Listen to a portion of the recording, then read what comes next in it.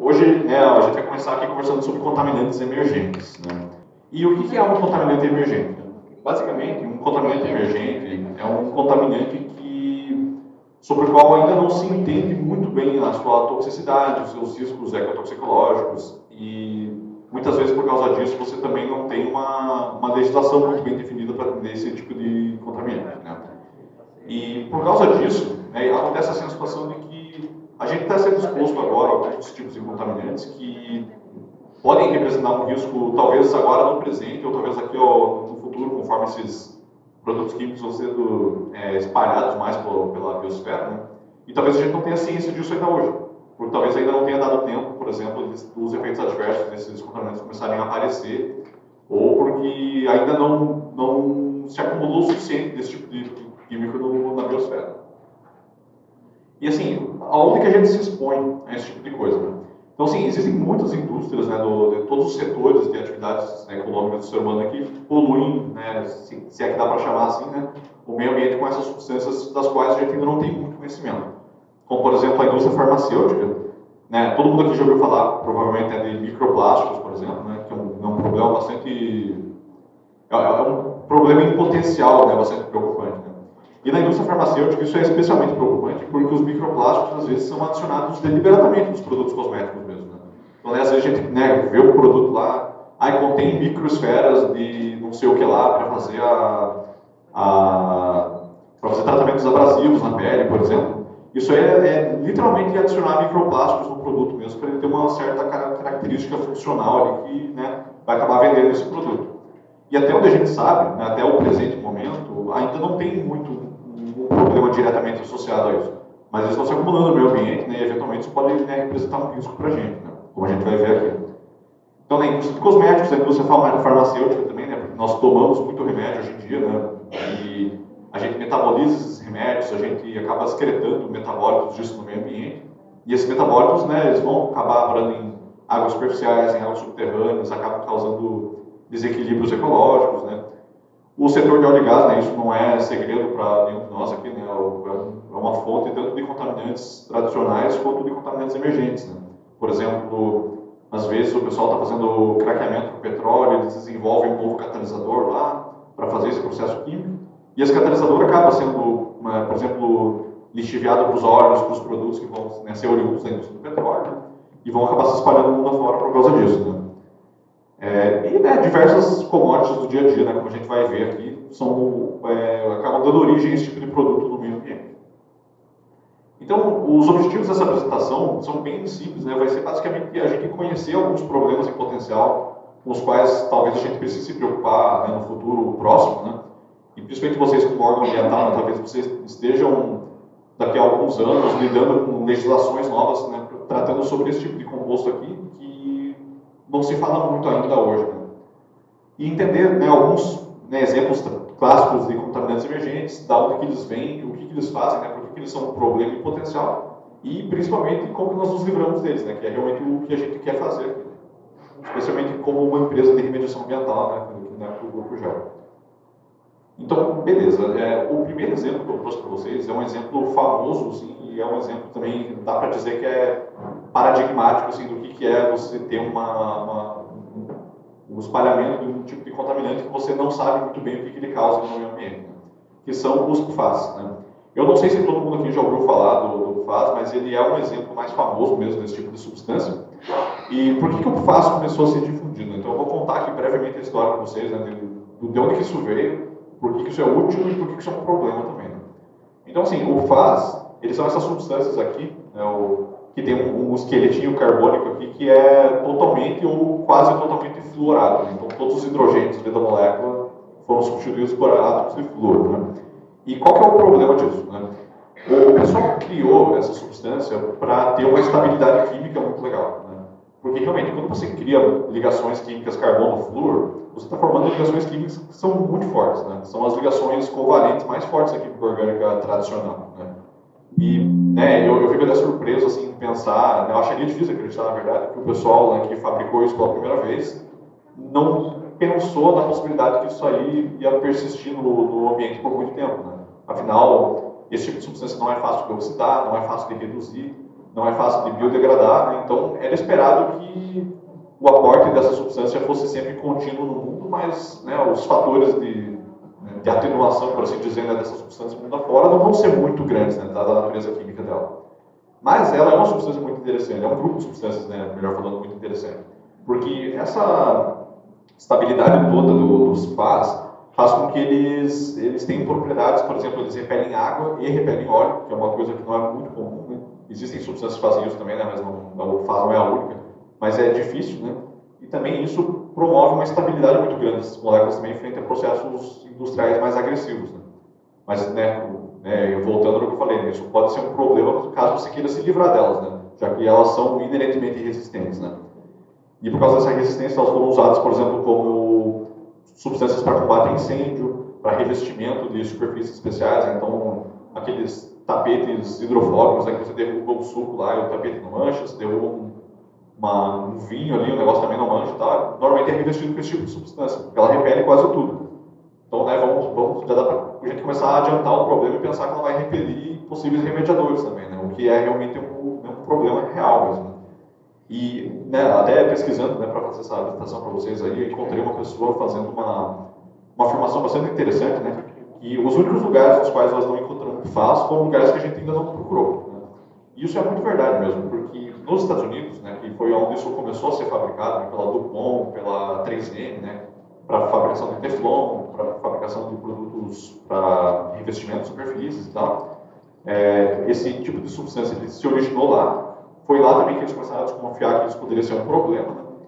E hoje em dia, você fazer pesquisa sobre a toxicidade dos PFAS é um desafio, até porque é difícil você encontrar um grupo de pessoas controle hoje que já não tenha PFAS em todos os tecidos do corpo, né, no sangue, nos músculos, nos órgãos. Né? Então, ele realmente é uma coisa que está onipresente hoje em dia. E qual que é onde que isso virou um problema? Né? Existem muitos produtos do dia a dia que tem PFAS, né? Então a gente encontra, por exemplo, no fio dental, nas frigideiras, né, de antiaderentes, ali, o Teflon, tecnicamente falando, ele é um PFAS. Né? Vocês não precisam parar de consumir, né, alimentos preparados em Teflon, né? O Teflon em si só não vai fazer mal para vocês, mas os precursores dele fazem, né? Porque, né, por exemplo, o tetrafluoreteno, por exemplo, é um contaminante perigoso, né? E é um PFAS também. Né? Mas existem muitos outros, né, muitos surfactantes industriais, né, como por exemplo até essa molécula aqui que estava nesse slide anterior, é um surfactante industrial. Né? É uma molécula ali que tem uma cabeça hidrofóbica, uma cabeça hidrofílica, né, que é o grupo carboxilado ali, e o esqueletinho hidrofóbico. Né? Então ela interage bem com água e óleo, nesse caso, né? A maioria dos PFAS, na verdade, repele. Né? E por ter essas ligações muito fortes, é um surfactante que você consegue submeter a condições de trabalho muito intensas, né? Que a maioria dos surfactantes não aguentaria. E daí, por causa disso mesmo, é difícil de remediá-las. Né? Mas então, né, existem muitos PFAS, né, em produtos, né, de combate a incêndio, especialmente mais antigos, em revestimento de tecidos. Fio dental tem PFAS também. E existem muitas substâncias, né, as principais, né, o politetrafluoroeteno, né, que é o precursor do Teflon.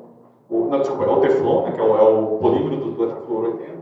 Tem também o PFOS, né, que é um surfactante industrial, o PFNA, o PFHXS, e outros 6 milhões de substâncias, né, que já foram classificadas aí como PFAS. Então, né, dá para ver que o problema ele é bem extenso, não só em durabilidade, mas na representatividade do problema mesmo. Né? E, recentemente a EPA, inclusive, adicionou, acho que mais uns 20 ou 30 PFAS na lista de substâncias que eles estão, né, controlando mais de perto. Assim, né? E os problemas disso, né? Por que é legal contar toda essa história do PFAS? Porque no começo da produção do PFAS, o pessoal da DuPont, da 3M, eles já começaram a perceber que a incidência de PFAS no sérum do sangue dos trabalhadores lá era realmente muito mais alta do que o baseline de alguém que morava a uma certa distância da fábrica. Né? Mas, naquela época ali, a quantidade de PFAS que essas pessoas foram expostas realmente não era o suficiente ainda para causar esses danos. Né? A gente tem esses resultados aí até hoje, né, publicados em literatura científica, e eles conversam muito bem com os dados sobre a toxicologia do PFAS que a gente tem hoje, né, depois que já tem muito tempo para isso se acumular. Né? Então, realmente, naquela época não dava para saber que isso tudo ia causar um problema. Né? Inclusive, né, eu estava conversando sobre isso com o Urbano nesses dias, né? E ele até comentou, poxa, não é engraçado que uma substância tão inerte assim possa causar um malefício no seu organismo, né? Como que ela vai interagir lá? Existe, né, uma interação ali né, questões de metabolismo e tal, né, que ela pode, né, alterar vários processos no seu corpo, né? E alguns desses processos ali, né, incluem, por exemplo, né, a incidência de colesterol alto, hipertensão, danos hepáticos, né, aumento na mortalidade infantil. Tem uma correlação muito grande também com problemas de infertilidade masculina, no sentido de contagem de espermatozoides, que tem diminuído praticamente linearmente no mundo todo, e essa linearidade ela começa a aparecer bem na década de 70, se eu não me engano, que foi quando, né, o uso do fármaco começou a ficar mais difundido. Né? E existem, né, algumas evidências ainda insuficientes para mostrar também que o FAS pode estar ligado à incidência de vários tipos de câncer, principalmente câncer hepático. Né? E o fígado normalmente é o primeiro a sofrer com esse tipo de coisa mesmo, porque é ele que metaboliza, né, tudo que entra de xenobiótico na gente, né, que ele tenta excretar de alguma forma. Né? Então, como que a gente fala, os metabólicos tóxicos acabam sendo gerados ali. E como que a gente remedia isso? Né? Como eu falei já, né, como eu já dei esse spoiler para vocês, não é muito fácil remediar FAS, justamente por causa que ele foi engenhado para ser uma substância muito resistente. Né? Mas existem algumas técnicas, né, que a gente consegue usar para tratar a FAS, mas essas técnicas ainda não são muito aplicáveis para problemas in situ. Então, né, se eu tenho um aquífero remediado, hoje em dia ainda é muito difícil de ser remediado. Mas existem algumas formas de fazer isso, né? Por exemplo, filtrando a água contaminada com FAS por osmose reversa. Né? A osmose reversa usa membranas para filtrar água, e essas membranas elas podem ser também designadas perfeitamente para um certo tipo de contaminante que você queira reter, incluindo o FAS. Né? Mas ainda assim não é muito fácil, né? Você tem que extrair essa água, filtrá-la, né? E depois destinar o passivo sólido que você gerou, que contém os FAS agora, que é o filtro. Né? Mas, né, existem também algumas outras tecnologias, né? A oxidação eletroquímica tem sido estudada também. Tem uma técnica também chamada combustão latente, que é basicamente o seguinte: sabe quando alguém acende um cigarro e o cigarro está aceso, mas ele não está pegando fogo, né? Você não vê chama nele, mas ele está queimando, ele está, né, transformando ele o papel em CO2, né, o tabaco em CO2. Ele está queimando, mas é uma combustão latente, como a gente chama, é uma combustão sem chama. Esse tipo de combustão também pode ser aplicada a amostras de solo grande que foram escavadas, né, de sites contaminados como FAS. Então você consegue, por exemplo, colocar esse solo todo num container e aplicar uma temperatura muito alta num certo ponto desse solo, e essa combustão que começa a se propaga pelo solo e vai consumindo toda a matéria orgânica, incluindo o FAS. Né? Mas é um tratamento, no máximo, on-site e ex-situ, né? Mas in situ mesmo ainda não é possível fazer isso. Né? E também gasta muita energia elétrica. Né? Mas, felizmente, também tem algumas publicações já mostrando que algumas bactérias redutoras conseguem fazer a degradação do PFOA, né? O que já é um bom começo. Né? E é um começo surpreendente até, porque por que o FAS é tão difícil de biodegradar? Porque ligações carbono-flúor não são comuns na natureza. Né? Então, nenhuma bactéria do mundo evoluiu para se alimentar de organofluorados, por exemplo. Organofluorados até acontece às vezes, né? É tanto que a gente tem esse vale disso, como eu vou mostrar para vocês, né, daqui a pouquinho, né?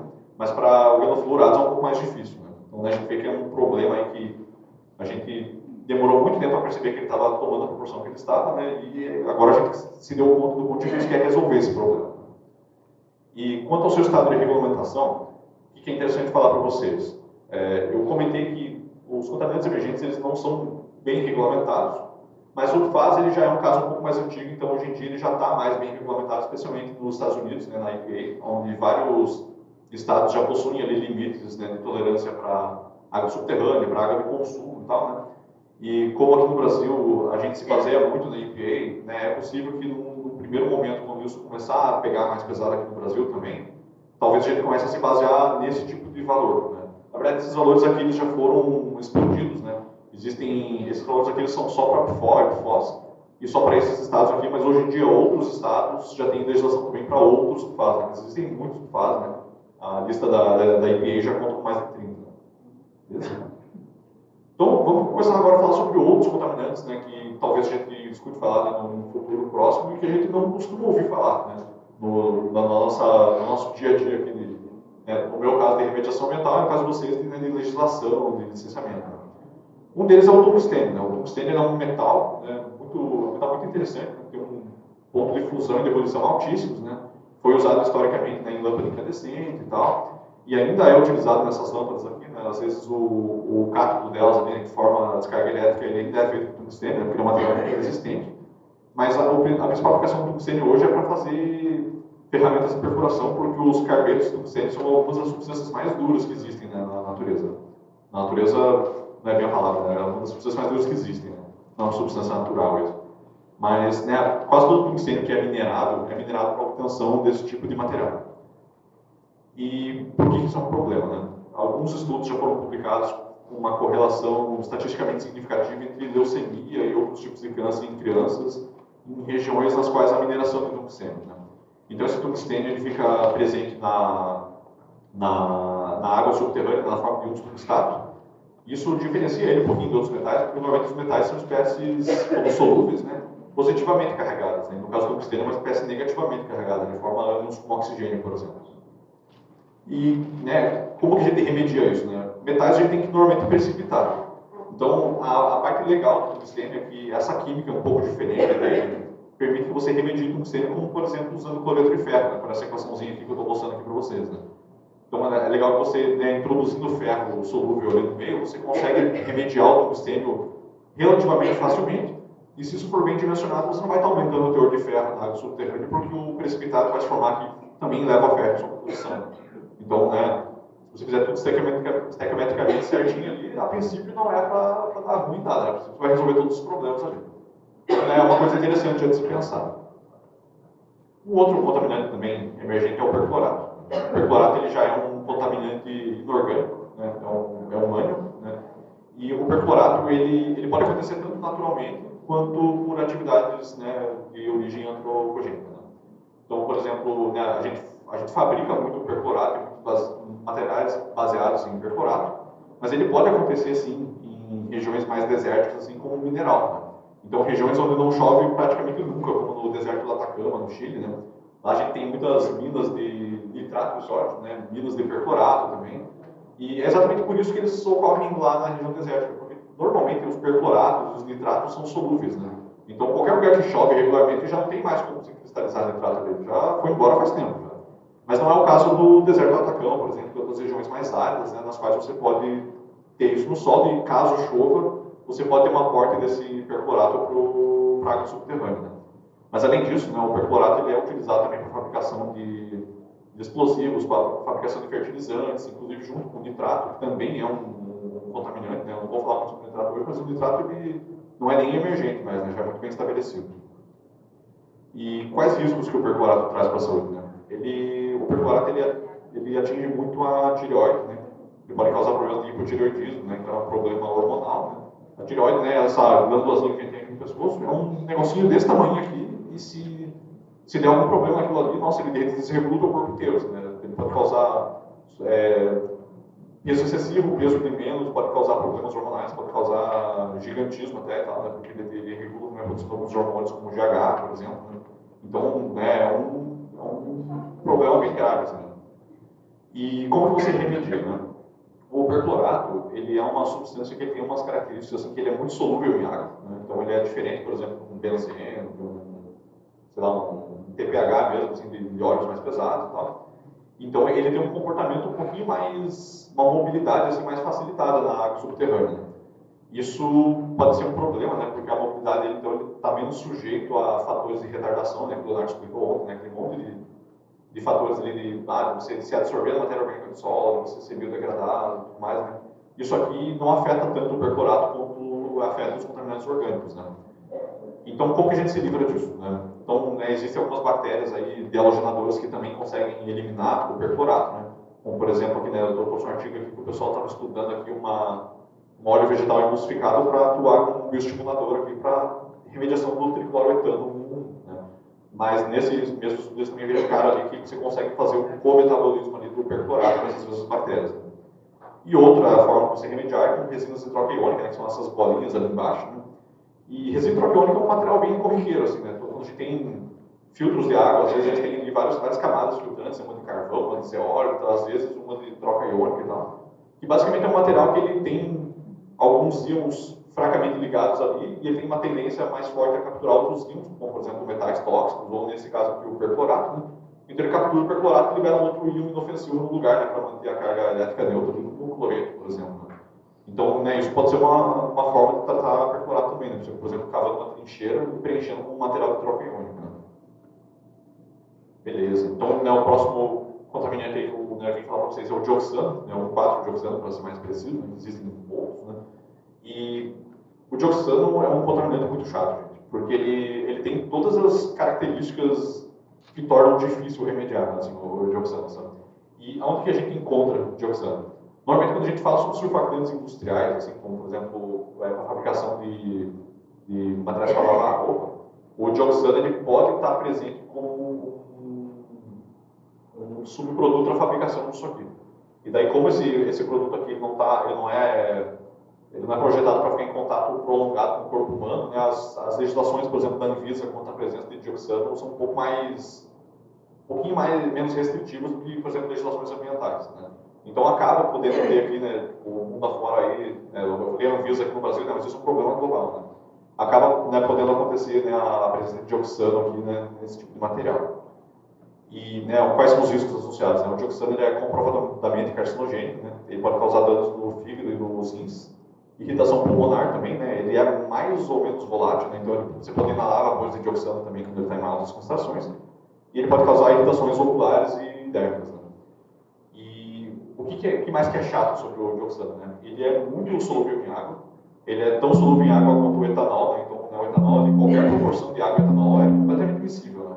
O dioxano faz a mesma coisa. E ele é muito resistente à biodegradação. Então, se você formar uma pluma de dioxano, ela vai longe e ela vai com uma mobilidade legal por causa da água, né? Tipo, né, que ele tem uma característica mais polar mesmo. E não é muito bioatenuada, né?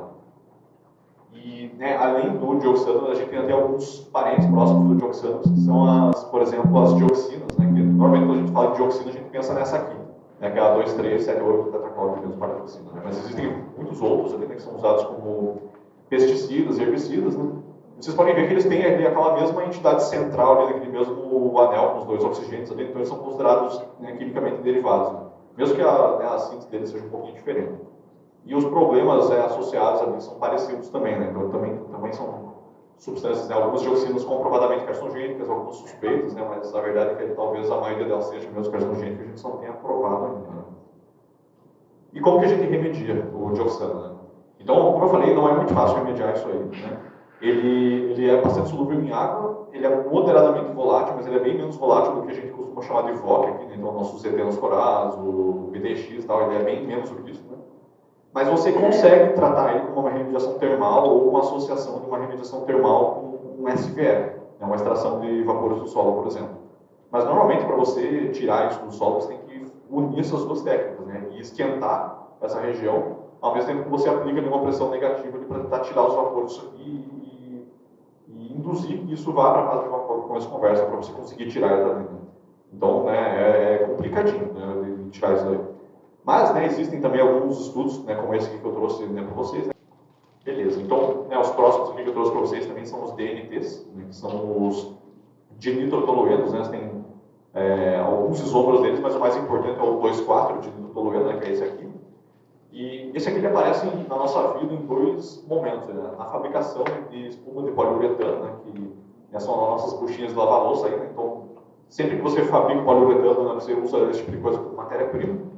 E também na fabricação de geladeiras também, né? Tem alguns compostos, né, alguns componentes da geladeira ali também que usam o DMT em algumas etapas da sua preparação industrial. E, né, o que a gente sabe sobre eles, né? Eles também são usados aí na fabricação de alguns corantes têxteis, né? E, né, é uma coisa que todo mundo indiretamente usa aqui, né? Então, todas as cores das nossas roupas aqui são, né, oriundas desse tipo de composto, né? E a gente acaba, infelizmente, gerando muitos compostos nitrados, né, na fabricação desse tipo de componente, né? E ele é razoavelmente solúvel em água, né? 200 miligramas por litro, mais ou menos, né? O isômero 2,4, né, especificamente. O que é bem alto, né? É alto o suficiente para você ter uma concentração bastante preocupante toxicologicamente falando. E quais são os riscos disso, né? Os principais são riscos carcinogênicos, né? Então, né, o DNT é confirmado como carcinogênico, né, é classificado A1, né, pela WHO, né?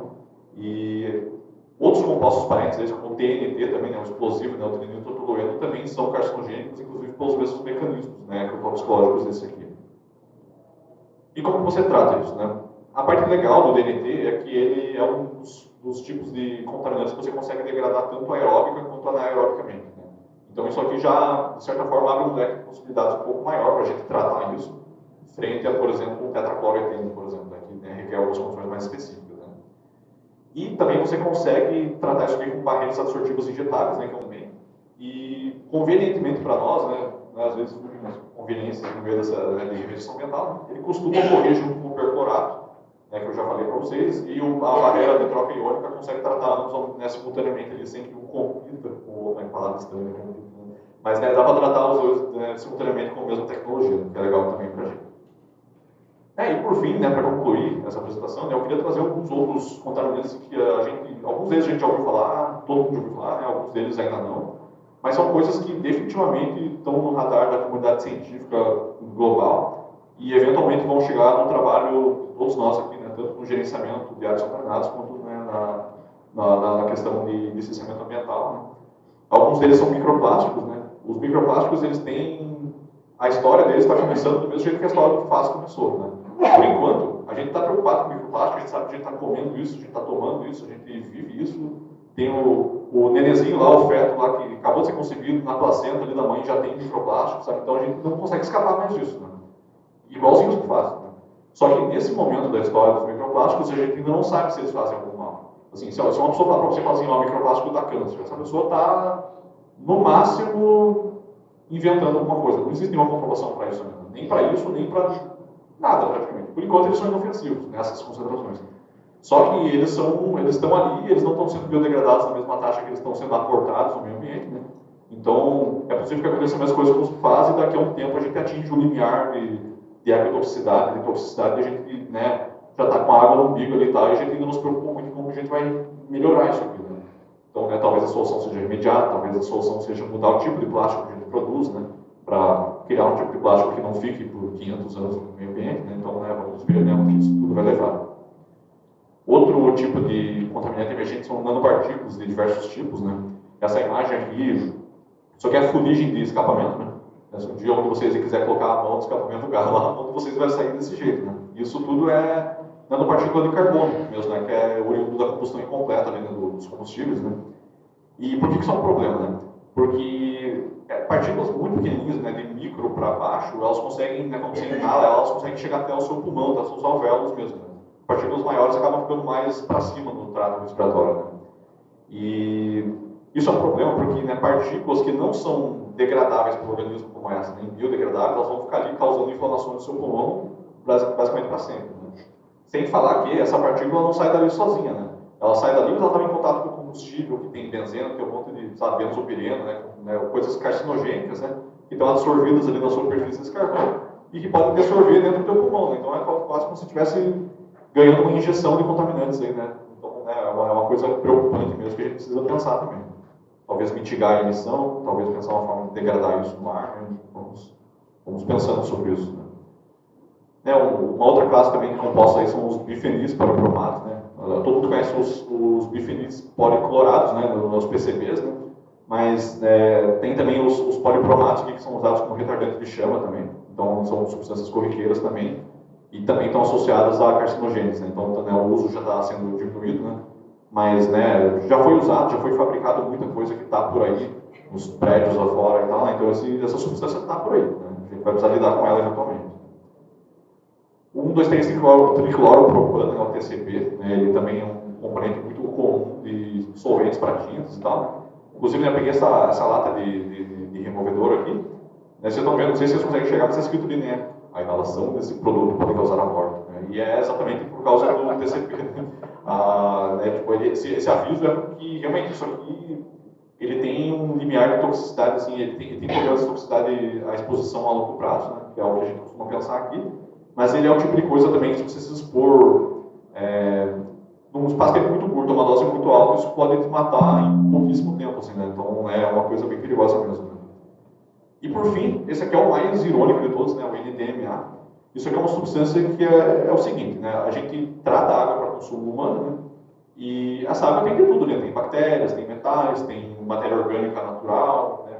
E a gente costuma tratar isso, por exemplo, usando cloro ativo, por exemplo, né?